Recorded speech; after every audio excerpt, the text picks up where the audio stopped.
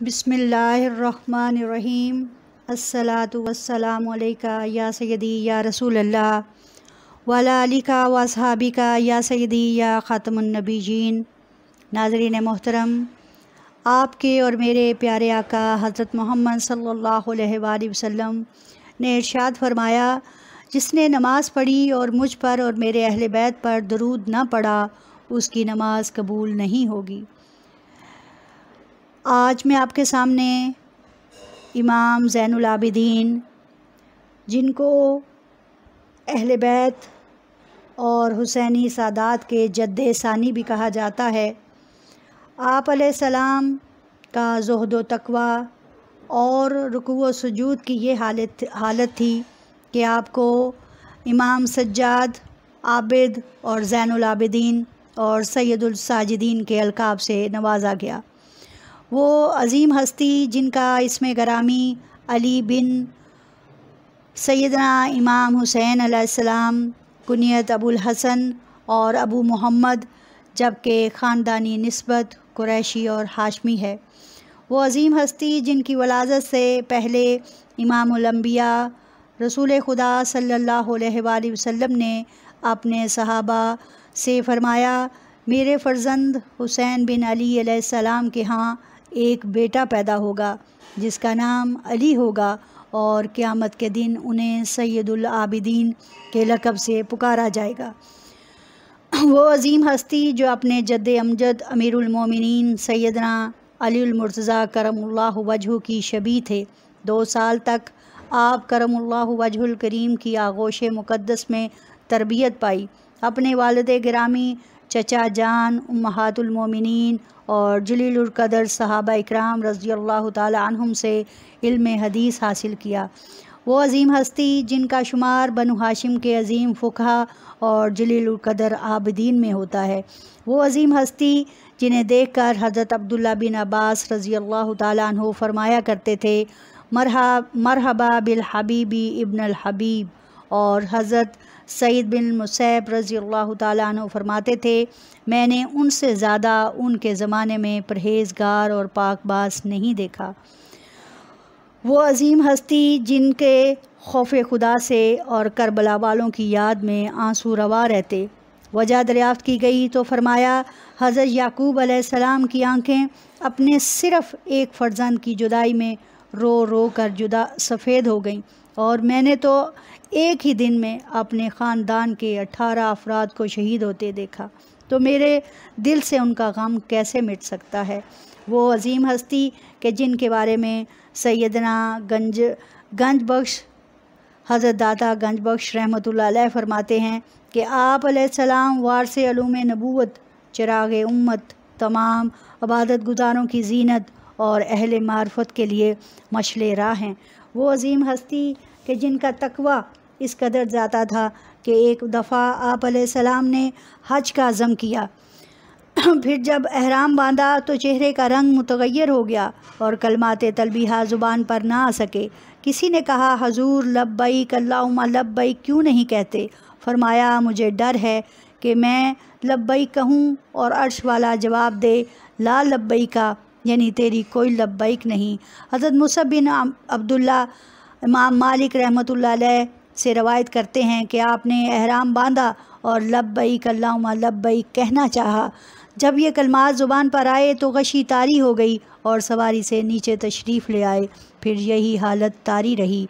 आप अलैहिस्सलाम के बारे में हज़रत ताऊस रहमतुल्लाह अलैह कहते हैं कि मैंने सुना सैयदना इमाम ज़ैनुल आबिदीन अलैहिस्सलाम हालत सजदा में ये पढ़ रहे थे, ए परवरदिगार, तेरा ग़ुलाम तेरी बारगाह में, तेरा मस्कीन तेरी दहलीज़ पर, तेरा मंगता तेरे हरम में और तेरा फ़कीर तेरे हजूर हाजिर है। क्या ज़ुहद है, क्या तक़वा है। आप रहमतुल्लाह अलैह के बारे में उलमा सीरत लिखते हैं कि इमाम ज़ैनुल आबिदीन अलैहिस्सलाम का कशाना मुबारक को आग लग गई। उस वक्त आप घर के अंदर खड़े नमाज़ पढ़ रहे थे। जब सलाम फेरा तो लोगों ने कहा, हुजूर नमाज छोड़कर घर से क्यों नहीं निकले? फरमाया, मुझे आखिरत की आग ने इस दुनियावी आग की तरफ तवज्जो नहीं करने दी, यानी कि इस कदर ज़ुहद, इस कदर तक़वा।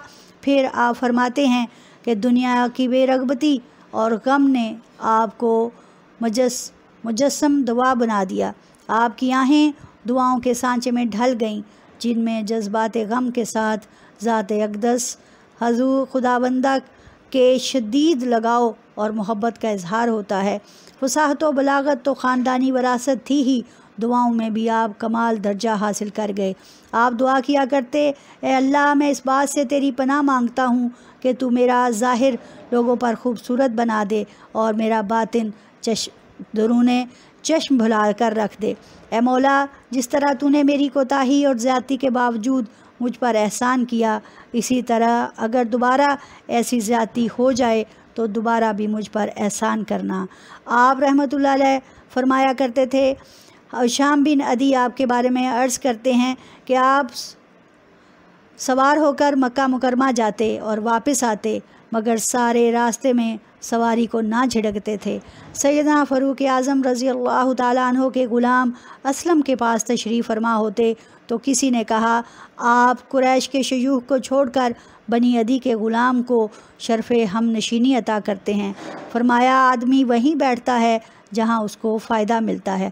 اسی طرح امام جعفر صادق اپنے والد بزرگوار حضرت امام محمد باقر علیہ السلام سے روایت کرتے ہیں، وہ بیان کرتے ہیں کہ ایک شخص میرے والد گرامی امام زین العابدین علیہ السلام کے پاس آیا اور کہنے لگا، مجھے سیدنا ابو بکر رضی اللہ تعالیٰ عنہ کی خبر دیجیے۔ فرمایا، تو ابو بکر صدیق رضی اللہ تعالیٰ عنہ کے بارے میں پوچھ رہا ہے؟ اس نے کہا، کیا آپ بھی سیدنا ابو بکر رضی اللہ تعالیٰ عنہ کو صدیق کہتے ہیں؟ فرمایا، تیری ماں تجھے روئے۔ سیدنا ابو بکر صدیق رضی اللہ تعالیٰ عنہ کو ان ہستیوں نے صدیق کہا جو مجھ سے بہتر ہیں، یعنی رسول خدا صلی اللہ علیہ وآلہ وسلم نے۔